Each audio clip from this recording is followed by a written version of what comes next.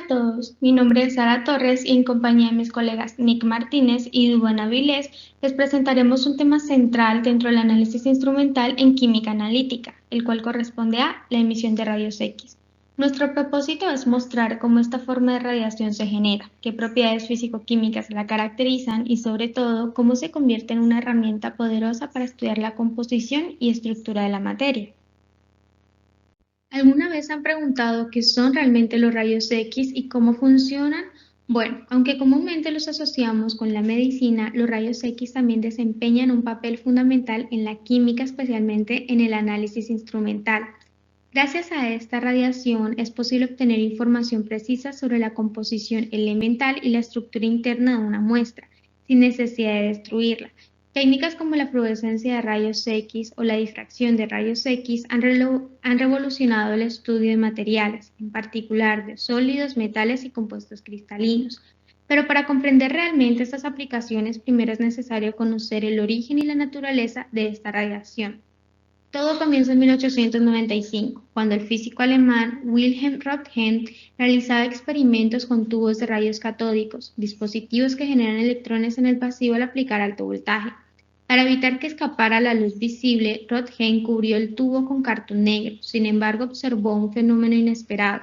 Una pantalla recubierta con cianuro de bario, que estaba ubicada cerca del tubo, brillaba en la oscuridad a pesar de no estar expuesta a ninguna luz directa. Esto indicaba que desde el tubo se emitía una forma de radiación invisible capaz de atravesar materiales opacos. Intrigado, Röntgen continuó investigando y descubrió que esta radiación también podía atravesar el cuerpo humano, pero no los huesos. Así fue como tomó la primera radiografía de la historia, que mostraba los huesos de la mano de su esposa y su anillo. Como no sabía exactamente qué tipo de radiación era, la denominó rayos X utilizando la letra X como símbolo de lo desconocido al estilo matemático. Con el tiempo, estos rayos se convirtieron en una herramienta esencial no solo en medicina, sino también en la industria y en la investigación científica, abriendo una nueva ventana para explorar lo invisible. Entonces, ¿qué son los rayos X? Los rayos X se tratan de una forma de radiación electromagnética de alta energía. En química analítica, su importancia radica en que pueden interactuar con los electrones más internos de los átomos. Al hacerlo, provocan emisiones que se pueden medir y analizar para conocer qué elementos componen una muestra. Los rayos X se ubican dentro del espectro electromagnético, entre los rayos ultravioleta y los rayos gamma. Tienen longitudes de onda muy cortas, entre 0.01 y 10 nanómetros, lo que significa que transportan muchísima energía, es decir, a menor longitud de onda, mayor energía. Dicha energía puede ir desde los 100 electrovoltios hasta los 100 kiloelectrovoltios, dándoles un alto poder de penetración, lo que les permite atravesar materiales densos. Además de esto, presentan una naturaleza dual. Estos se comportan como ondas y dicho comportamiento les permite fenómenos como la difracción y también se comportan como partículas, es decir, como fotones con una energía definida. Esta propiedad es fundamental para su uso en técnicas de análisis químico, ya que permite interacciones precisas con los átomos de una muestra. La generación de rayos X se lleva a cabo en su forma más común en los llamados tubos de rayos X. En ellos se calienta un filamento, es decir, el cátodo, que emite electrones. Estos electrones se aceleran mediante una diferencia de potencial y colisionan con un blanco metálico, que generalmente suele ser tungsteno. Del impacto resultan dos tipos de radiación. La primera es la radiación de frenado, que es continua y se generan cuando los electrones se desaceleran al acercarse al núcleo del átomo. Y la segunda es la radiación característica, que es específica del material del blanco y se produce cuando un electrón interno es expulsado y otro de un nivel superior ocupa su lugar, liberando energía en forma de rayos X. También existen fuentes más complejas como los sincrotrones, que generan rayos X muy intensos y colimados para investigaciones más avanzadas, por ejemplo en la cristalografía o análisis de materiales a nivel nanométrico. Más adelante uno de mis compañeros estará hablando un poco sobre la cristalografía. Cuando hablamos de instrumentación nos enfocamos principalmente en los tubos de rayos X, los cuales son un componente esencial para generar esta radiación de forma controlada y segura. Sus principales componentes son el cátodo, que es un filamento que emite electrones por calentamiento, como ya anteriormente lo había dicho. El ánodo, una superficie metálica que actúa como blanco y genera los rayos X tras el impacto. Un sistema de refrigeración es necesario para disipar el calor, ya que solo el 1% de la energía se convierte en rayos X y el resto en calor. Y por último, una ventana de berilio, material con baja absorción de rayos X que permite su salida sin distorsión. Estos tubos permiten ajustar el voltaje, la corriente y el tipo de blanco, lo que da flexibilidad para generar rayos X de diferentes energías según la técnica analítica que se vaya a aplicar. Con estos conceptos básicos claros, que son los rayos X, cómo se comportan, cómo se generan y cómo los controlamos, podemos pasar a su aplicación práctica en el análisis químico, lo cual mis compañeros se encargarán de socializar. Detectores de rayos X. Los detectores permiten captar y medir los rayos X una vez que han interactuado con la muestra. Existen varios tipos con diferentes principios funcionales. Tenemos la detección gaseosa. Este utiliza cámaras de ionización y contadores proporcionales. Los rayos X ionizan el gas dentro del detector y se mide la corriente generada. Están los detectores de centellero. Estos emplean cristales que emiten luz cuando son impactados por los rayos X. Esa luz se convierte luego en una señal eléctrica. Tenemos detectores semiconductores. Estos son muy precisos y tienen alta resolución. Por ejemplo, detectores de silicio y litio, que convierten directamente la energía de los rayos X en una señal. Tenemos películas radiográficas, usadas para obtener imágenes bidimensionales. Son comunes en la medicina y en ensayos no destructivos. Tenemos fundamentos físicos y cuánticos. Esta parte explica cómo interactúan los rayos X con la materia y qué efectos físicos se producen. Tenemos interacciones, la absorción, dispersión y transmisión. Al pasar un material, los rayos X pueden ser absorbidos, pueden ser atravesados o pueden desviarse. Tenemos efecto fotoeléctrico. Aquí el fotón X se absorbe totalmente por un electrón que es liberado del átomo. Es la base de la detección de rayos X. Tenemos el efecto Compton. El fotón choca con un electrón, pierde energía y cambia de dirección. Es una forma de dispersión inelástica. Ahora tenemos por último la ley de Brown. Describe cómo los rayos X se difractan en cristales. Se usa para determinar las estructuras sólidas. Ahora bien, seguimos con aplicaciones de la química. Química elemental. Como primero tenemos fluorescencia de rayos X, que sería XRF. Esta técnica es para analizar el comportamiento elemental sin destruir la muestra. Emite rayos secundarios característicos de los elementos presentes. Ahora tenemos detección. La detección precisa. Se puede identificar elementos desde partes por millón hasta concentraciones mayores. Los usos más comunes serían control de calidad en la industria, estudios ambientales como análisis de contaminación, arqueometría, que es el estudio de los objetos antiguos. Un ejemplo sería la determinación de los metales pesados en suelos contaminados. Ese podría ser un buen ejemplo. Ahora seguimos con cristalografía de rayos X. Esta técnica que permite conocer la industria tridimensional de las moléculas y los materiales cristalinos.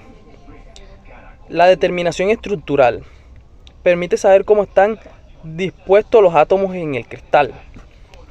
Difracción de los rayos.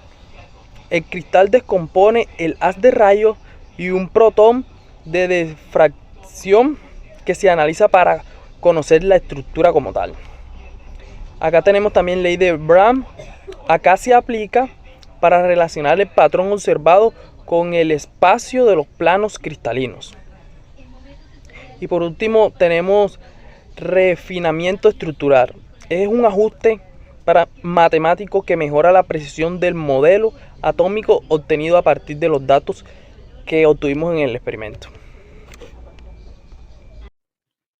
La espectroscopía de absorción de rayos X, conocida como SAS, es una técnica poderosa para estudiar la estructura y el entorno químico de los átomos en una muestra.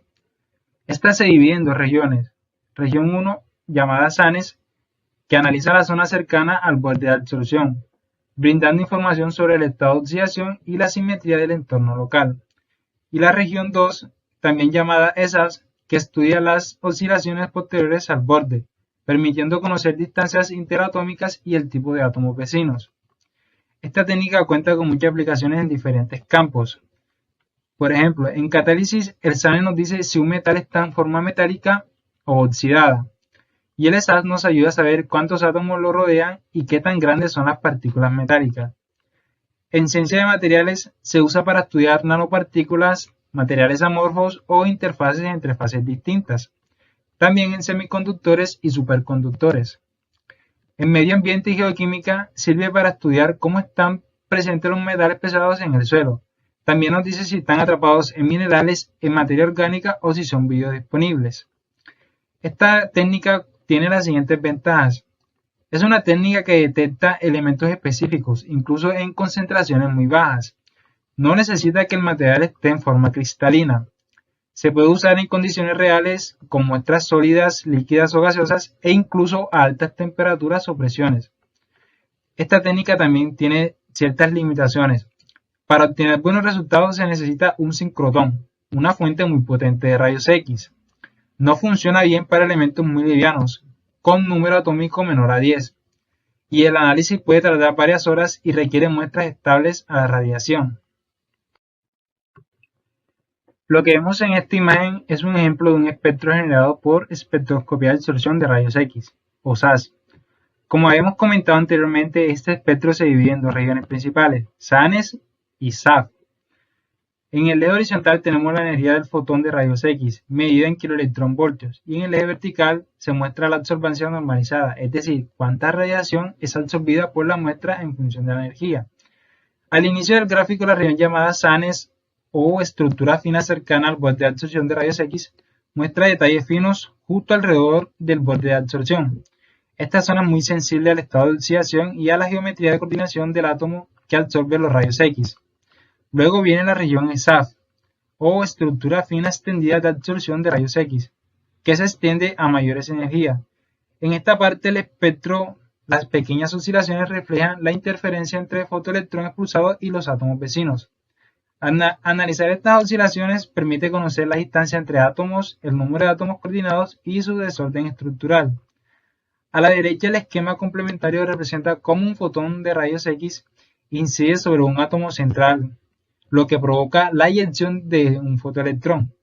Este fotoelectrón se propaga como una onda que se dispersa con los átomos vecinos, generando un patrón de interferencia que se detecta como una oscilación en la región ESAF. En conjunto, SANES y ESAF son herramientas poderosas en química para estudiar estructuras electrónicas local y el entorno atómico de un elemento, especialmente en materiales catalíticos complejos de coordinación, óxidos metálicos y proteínas con centros metálicos. Seguridad y protección radiológica. La radiación ionizante tiene suficiente energía para alterar estructuras celulares, especialmente el ADN. Este daño puede ser directo, rompiendo las cadenas del ADN, o indirecto mediante la formación de radicales libres al ionizar moléculas de agua, que luego atacan el material genético. Estas alteraciones pueden causar mutaciones, muerte celular, cáncer e incluso efectos hereditarios. Los efectos biológicos se clasifican en dos tipos: los determinísticos, que aparecen solo si se supera la dosis umbral, como las quemaduras o la esterilidad, y cuya severidad aumenta con la dosis. El otro efecto son los estocásticos, como el cáncer, que no tienen umbral y cuya probabilidad crece con la exposición. Para minimizar estos riesgos se aplican tres principios claves en la protección radiológica. Primer principio, justificación, que exige que toda exposición esté claramente respaldada por beneficios reales. Segundo principio, optimización, basada en el principio Lara, que busca mantener las dosis tan bajas como sea razonablemente posible. Tercero, limitación de dosis, que establece valores máximos para trabajadores, público en general y mujeres embarazadas. En cuanto a la protección física, se utilizan materiales como el plomo, el hormigón y el acero, que absorben la radiación según su espesor, densidad y número atómico. También es clave el monitoreo constante. Se emplean dosímetros personales, controles ambientales y vigilancia médica periódica para detectar efectos tempranos en trabajadores. Por último, todo esto es respaldado por un marco legal y normativo, tanto nacional como internacional, como entidades como la OIEA y la ICRP, que establecen estándares, permisos, inspecciones y programas de formación. En resumen, la protección radiológica es un sistema integral que busca aprovechar los beneficios de la radiación, controlando sus riesgos de manera segura y responsable. Impacto y relevancia de los rayos X. Los rayos X representan una herramienta esencial en múltiples áreas del conocimiento. En química y ciencia de materiales permiten estudiar estructuras atómicas con gran precisión. Además, gracias a los avances tecnológicos, su generación y detección se han vuelto más eficientes, ampliando sus aplicaciones. Sin embargo, su uso también requiere protocolos estrictos de seguridad para proteger tanto a los trabajadores como al público en general. Como vemos en las imágenes, su impacto abarca distintos campos, desde investigaciones científicas, aplicaciones médicas y ambientales, hasta inspecciones industriales. Esto demuestra que los rayos X no solo son fundamentales en la investigación, sino también en la vida cotidiana. La espectroscopía de absorción de rayos X, conocida como SAS,